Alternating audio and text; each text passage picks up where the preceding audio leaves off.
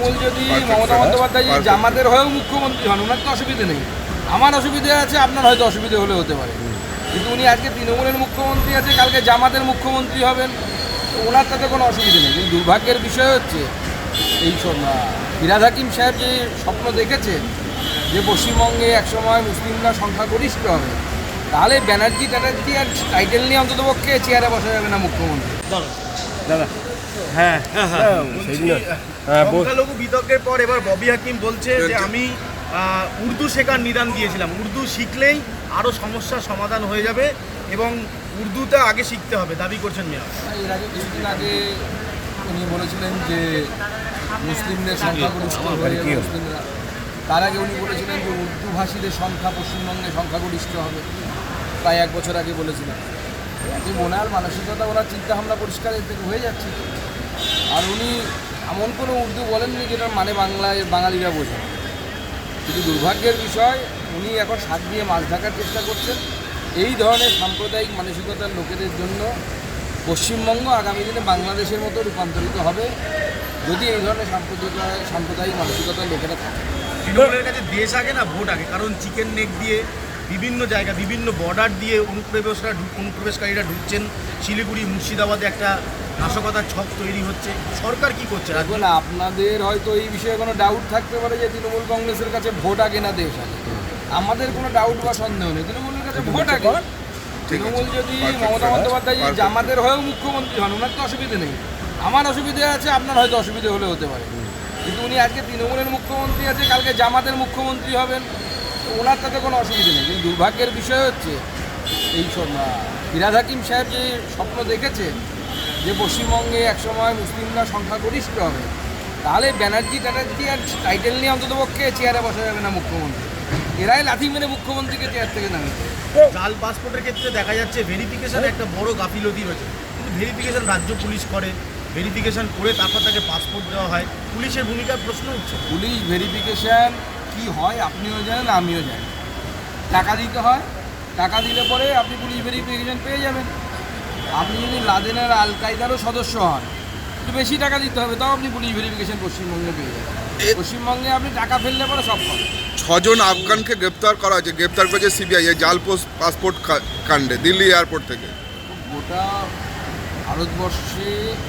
ভারতবর্ষের ডেমোগ্রাফিকে পরিবর্তন করার একটা চক্র চলছে, এবং সেই চক্রের মূল এপিসেন্টার যেটাকে বা মূল কেন্দ্র যাকে বলে, সেটা হচ্ছে আমাদের পশ্চিমবঙ্গ বা কলকাতাকে ব্যবহার করা হচ্ছে। মুখ্যমন্ত্রী জেনে ব্যবহার হচ্ছে না অজান্তে ব্যবহার হচ্ছে, সেটা একটা বিষয়। এবার আমার মনে হয় উনি জেনেই ব্যবহৃত হচ্ছেন। তার কারণ এর আগেও আমি দেখেছিলাম, আমরা সবাই দেখেছি, যখন বুদ্ধদেব ভট্টাচার্য মুখ্যমন্ত্রী ছিলেন, তিনি একবার মুখ ফসকে বলে ফেলেছিলেন যে সীমান্তের মাদ্রাসাগুলো সন্ত্রাসের আতুরঘর। এখনও আপনাদের সংবাদপত্রের কাছে সেই হেডিং আপনারা পাবেন, কিন্তু তারপর তাকে ভোট ব্যাংকের জন্য তার পার্টির নির্দেশে রোল ব্যাক করতে হয়েছিল, তার সেই বক্তব্যকে ফেরত নিতে হয়েছিল। কিন্তু বুদ্ধদেববাবু তো নিজে থেকে মন গড়া কোনো কাহিনী বলেননি। উনি আইবি রিপোর্টে বলেছিলেন বা ডিআইবি রিপোর্ট নিয়ে বলেছিলেন, স্বাভাবিকভাবে ওনার তথ্য ছিল, সেই জন্য উনি বলেছিলেন। সেই থেকে আজ অবধি পরিস্থিতির কোনো পরিবর্তন হয়নি। তৃণমূল কংগ্রেস ওই একই পথে চলছে, এবং এই সমস্ত এই জামাতের লোকেরা যারা বাংলাদেশে দাপাদাপি করে বেড়াচ্ছে, এখন পশ্চিমবঙ্গকে ভারতের অংশ দেখাচ্ছে, ত্রিপুরাকে ভারতের অংশ দেখাচ্ছে, তারা পশ্চিমবঙ্গে বিগত 50 বছর ধরে অ্যাক্টিভ আছে। তারা যখন যে সরকার ক্ষমতায় বসে তাকে ব্যবহার করে। আমাদের সরকাররা তো ভোট ব্যাংকে কুকুরের মতো হয়ে গেছে। ভোট ব্যাংকের জন্য, মুসলিম ভোট ব্যাংকের জন্য তারা যা ইচ্ছে তাই করতে পারে, দেশ বিক্রি করে দিতে পারে, নিজের মাকে বিক্রি করে দিতে পারে। অনুপ্রবেশের দায় নিতে হবে কেন্দ্রকে, দেশের স্বার্থ সুনিশ্চিত করতে দায়িত্ব পালন করুক অমিত শাহ, এমনটা দাবি করছেন ফিরহাদ হাকিম। ফিরহাদ হাকিম সাহেবকে গ্যারান্টি দিচ্ছি আমরা যে 100% আমরা দায়িত্ব নেব। কিন্তু সেই দায়িত্বটা কখন নেব? আপনি যখন ফেন্সিং করার সমস্ত জমি দিয়ে দেবেন।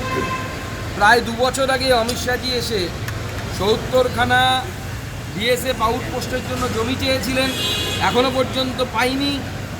এই জমিগুলো দিয়ে দিন, 100% দায়িত্ব কেন্দ্র। রেলমন্ত্রী বলছেন যে রেলের বিভিন্ন প্রকল্পগুলোর কাজ আটকে যাচ্ছে জমি অধিগ্রহণের জন্য। রাজ্য সরকারের তরফ থেকে জমি অধিগ্রহণ সেভাবে হচ্ছে না। একদম, আমরা দেখেছি, আমি নিজে ভুক্তভোগী। রেলমন্ত্রী তার প্রেস কনফারেন্সে বলেছে বালুরঘাট হিলি রেল প্রকল্পের কথা। সরকার টাকা দিচ্ছে, কেন্দ্র সরকার টাকা দিচ্ছে, 1 টাকাও রাজ্য সরকারের লাগবে না, তবুও সেই প্রকল্প বীজবাও জলে ডুবে আছে। আমি ডিএমের সাথে কথা বলে ডিএমকে রিকোয়েস্ট করে করে আমরা পাগল হওয়ার জোগাড়, যদি রাজ্য সরকার জমি দিচ্ছে। এরকম 60-65খানা প্রকল্প গোটা পশ্চিমবঙ্গে আমি যতদূর মনে করতে পারছি এই মুহূর্তে 64 numbers of railway projects those have been stall due to the non cooperation of the state of West Bengal. দাদা, বাংলাদেশের কাশিমপুরে হিন্দু মন্দিরে হামলা এবং তরুণ চন্দ্র দাসকে খুন করার অভিযোগ হচ্ছে। বাংলাদেশে হিন্দুদের উপর যে অকথ্য অত্যাচার করছে, এই অত্যাচার সত্যি মেনে নেওয়া যায় না। আমাদের তরফ থেকে সমস্ত রকম প্রতিবাদ চলবে আগামী দিনে। বিভিন্ন ব্যানারে চলছে, কখনো অরাজনৈতিক ব্যানারে চলছে, কখনো রাজনৈতিক ব্যানারে চলছে। কিন্তু বাংলাদেশের সরকার যদি ব্যবস্থা না নেয় তাহলে তো আগামী দিনে এটা বন্ধ হবে না। সেই জন্য আমার মনে হয় বাঙালি হিন্দু পশ্চিমবঙ্গে যারা বাস করি তাদেরকেও ভবিষ্যতে ভালো হবে। শেষ প্রশ্ন, যদি লকেট চ্যাটার্জি হারার পেছনে মিঠুন চক্রবর্তী দাবি করছেন যে গোষ্ঠীদ্বন্দ্বই লকেট চ্যাটার্জি হারার হুগলির গোষ্ঠীদ্বন্দ্ব একমাত্র প্রকাশ্যে মিঠুনদার কি এর সাথে আমার কথা হয়নি, উনি আমার ওখানেই উঠেছেন, আমার ওখানেই আছেন। আমি আজকে দেখা করবো ওনার সাথে, জিজ্ঞেস করবো উনি কী বলতে চেয়েছেন, বুঝে নিয়ে তারপর উত্তর দেব। দাদা সংখ্যালঘু বিতর্কের পর এবার ববি হাকিম বলছে যে আমি উর্দু শেখার নিদান দিয়েছিলাম, উর্দু শিখলেই আরও সমস্যার সমাধান হয়ে যাবে এবং উর্দুটা আগে শিখতে হবে দাবি করছেন মেয়া। এর আগে কিছুদিন আগে উনি বলেছিলেন যে মুসলিমদের সংখ্যাগরিষ্ঠ হয়ে মুসলিমরা, তার আগে উনি বলেছিলেন যে উর্দু ভাষীদের সংখ্যা পশ্চিমবঙ্গে সংখ্যাগরিষ্ঠ হবে, প্রায় 1 বছর আগে বলেছিলেন। যে মনার মানসিকতা ওরা চিন্তাভাবনা পরিষ্কার এর থেকে হয়ে যাচ্ছে। আর উনি এমন কোনো উর্দু বলেননি যেটার মানে বাঙালিরা বোঝে। কিন্তু দুর্ভাগ্যের বিষয় উনি এখন শাক দিয়ে মাছ ঢাকার চেষ্টা করছেন। এই ধরনের সাম্প্রদায়িক মানসিকতার লোকেদের জন্য পশ্চিমবঙ্গ আগামী দিনে বাংলাদেশের মতো রূপান্তরিত হবে যদি এই ধরনের সাম্প্রদায়িক মানসিকতার লোকেরা থাকে। তৃণমূলের কাছে দেশ আগে না ভোট আগে, কারণ চিকেন নেক দিয়ে বিভিন্ন জায়গা বিভিন্ন বর্ডার দিয়ে অনুপ্রবেশকারীরা ঢুকছেন। শিলিগুড়ি মুর্শিদাবাদে একটা নাশকতার ছক তৈরি হচ্ছে। সরকার কি করছে? এখন আপনাদের হয়তো এই বিষয়ে কোনো ডাউট থাকতে পারে যে তৃণমূল কংগ্রেসের কাছে ভোট আগে না দেশ আগে। আমাদের কোনো ডাউট বা সন্দেহ নেই, তৃণমূলের কাছে ভোট আগে। তৃণমূল যদি মমতা বন্দ্যোপাধ্যায় যদি জামাতের হয়েও মুখ্যমন্ত্রী হন, ওনার তো অসুবিধে নেই। আমার অসুবিধে আছে, আপনার হয়তো অসুবিধে হলে হতে পারে, কিন্তু উনি আজকে তৃণমূলের মুখ্যমন্ত্রী আছে, কালকে জামাতের মুখ্যমন্ত্রী হবেন, ওনার তাতে কোনো অসুবিধে নেই। কিন্তু দুর্ভাগ্যের বিষয় হচ্ছে এই ফিরহাদ হাকিম সাহেব যে স্বপ্ন দেখেছেন যে পশ্চিমবঙ্গে একসময় মুসলিমরা সংখ্যাগরিষ্ঠ হবে, তাহলে ব্যানার্জি ট্যানার্জি আর টাইটেল নিয়ে অন্ততপক্ষে চেয়ারে বসা যাবে না মুখ্যমন্ত্রী। এরাই লাথি মেরে মুখ্যমন্ত্রীকে চেয়ার থেকে নামিয়ে